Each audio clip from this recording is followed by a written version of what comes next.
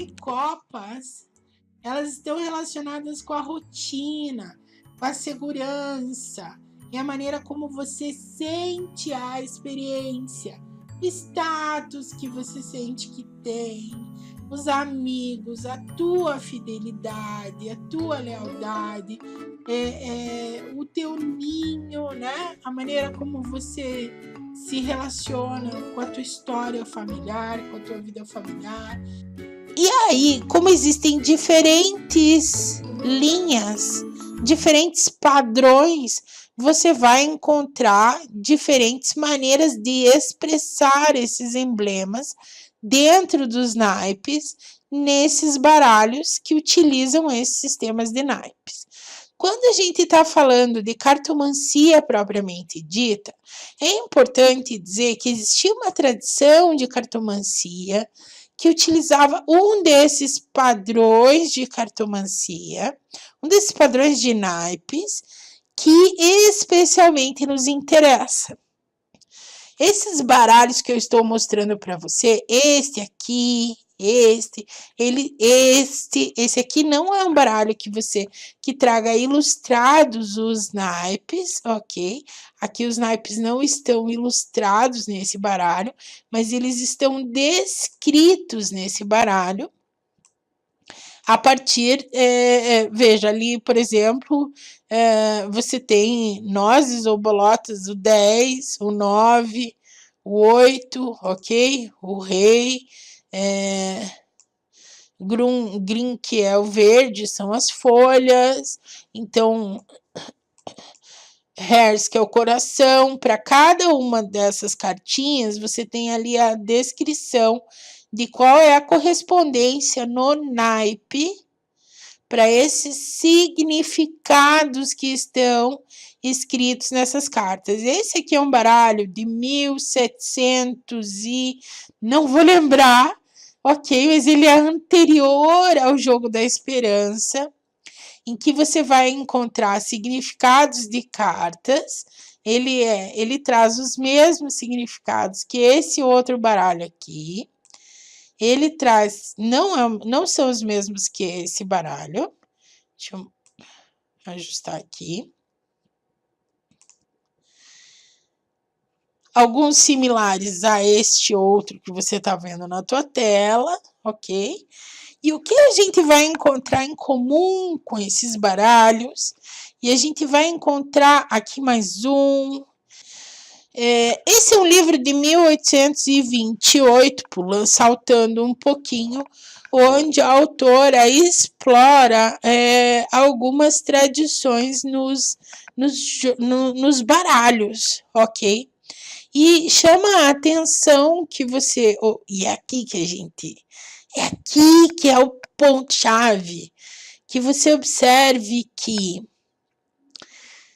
a amizade do cachorro com o dono está no naipe de corações, a briga ou a discussão do homem com a fera está no naipe de nozes, o falcão, que é associado à nobreza, e à diversão, né, e a vida mais voltada para o agora, as perdas e ganhos da nobreza, aqui em ouros, ou em sinos, melhor, e a vida social, um encontro social em folhas, 1828. Um jogo de entretenimento, ok? Quem desenhou esse baralho foi o Johann Caspar Hechtel. Ele foi lançado em Nuremberg, na Alemanha, e o primeiro registro que a gente encontra a respeito desse baralho é de 1798. Então, a gente encontra ele, começa a perceber esse baralho em catálogos de livros e jogos e publicações daquela época, a partir de 1798. O Johann Caspar Hechtel, vamos falar um pouquinho dele. Ele era um jovem de pouco menos de 30 anos, na época que lançou esse baralho. Ele era autor de alguns outros livros, por exemplo, livros de princípios morais para jovens, para a educação dos jovens, livros de princípios morais para a família. Mas ele também era considerado sino significa riqueza, prosperidade e a vida despreocupada. Como naipe, as folhas na adivinhação significam esperança, agradável, felicidade nos empreendimentos e mulheres para os homens e homens para as mulheres como constantes. Como naipes, corações significam sinceridade, amizade e amor. Como naipe, hipnose significa incidentes desagradáveis, desentendimentos, perda, insulto, muito trabalho, problemas e falsidade. O homem e a mulher podem ser as cartas da corte, podem ser as cartas numeradas, podem ser 10 e podem ser os ases. Muito bem. Esses são os valores das cartas. Fora isso, a outra coisa que é muito importante quando você lê o Lenormand é a posição das cartas. Então, você vai ter lá uma relação, ou seja, o entretenimento dos alemães ou as diversões da corte de Viena, que é um baralho com 32 lâminas, publicado na Inglaterra em 1793, ou seja, ele é anterior ao Petit Lenormand, anterior também ao Jogo da Esperança. Esse baralho que traz essas 32 cartas, ele das 32 cartas, a maior parte delas traz os mesmos emblemas que os emblemas do Lenormand. E o detalhe, gente, é que as instruções de leitura e esses emblemas, eles são ditos, né, aqui, que nesse livro, no livrinho que acompanha, que seriam emblemas utilizados na leitura dos grãos de café, inclusive. Então fica conhecido como o baralho dos grãos de café ou o oráculo dos grãos de café. Muito bem.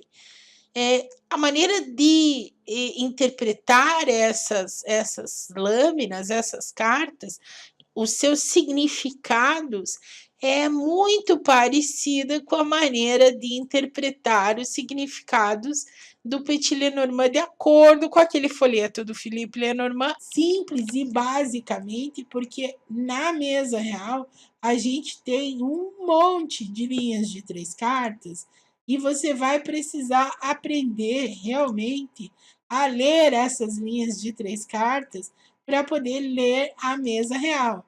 Então, a gente vai fazer linhas de 3 cartas para ler a mesa real. Então, dentro da mesa real, você vai ter essa dinâmica de tempo que acontece sempre de forma linear, ou seja, o tempo na leitura ele é linear, embora a nossa leitura não seja linear, porque a gente faz uma leitura em teia, uma leitura uma leitura em teia, né? Uma leitura em rede, que você vai aprender mais adiante, talvez num nível mais avançado, num módulo mais avançado, melhor dizendo. Mas, enfim, essa leitura do tempo linear, ela é fundamental para que você compreenda o método de distância. Não existe método de distância com o tempo em outra direção. Ele sempre vai rodar de cima para baixo e de esquerda para direita, ok? Muito bem. Isso quer dizer que, se, por exemplo, teu consulente está nessa posição, ok? Claro, compreendendo essa linha de tempo, como a gente viu ali atrás, você já tem um olhar para a posição do consulente a partir do momento que você abre a mesa, né? Você já tem esse olhar, você já tem observações a fazer a respeito do seu consulente por conta da posição em que ele caiu. Muito bem. Considerando essa linha de tempo linear, o que você vai entender?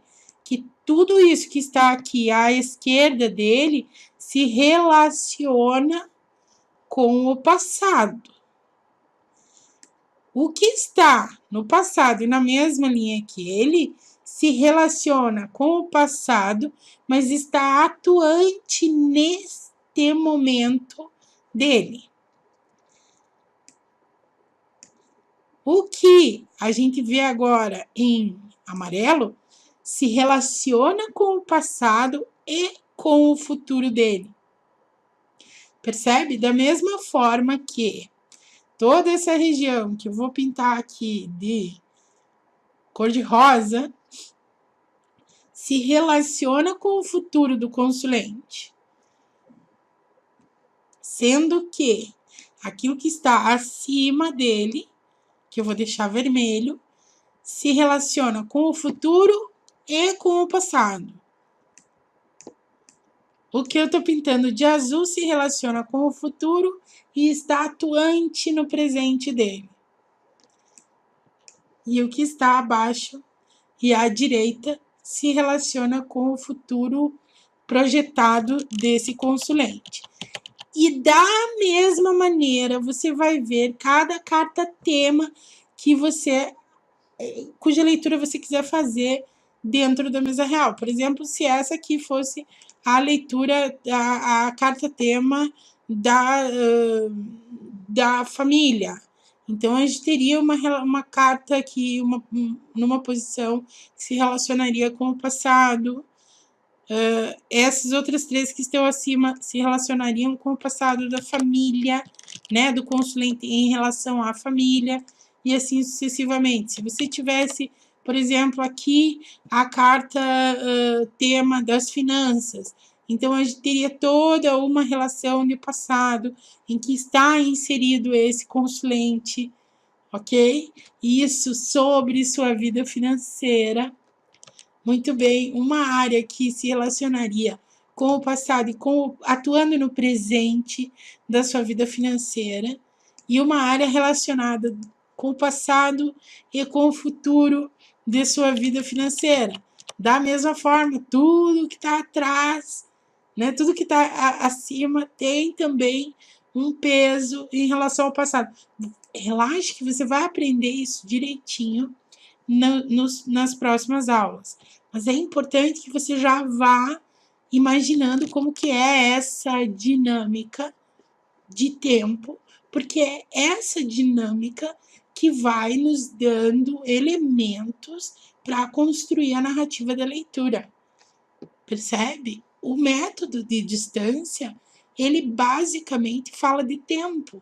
Então, é como se você fizesse uma leitura das impressões do tempo sobre esse momento. Por isso que você vai acessar eventos, condições, comportamentos, emoções, pensamentos relacionados com o passado, com o presente, com o futuro, com vidas passadas, enfim, com outras pessoas e por assim sucessivamente, a partir dessa linha de raciocínio. Então, agora para que você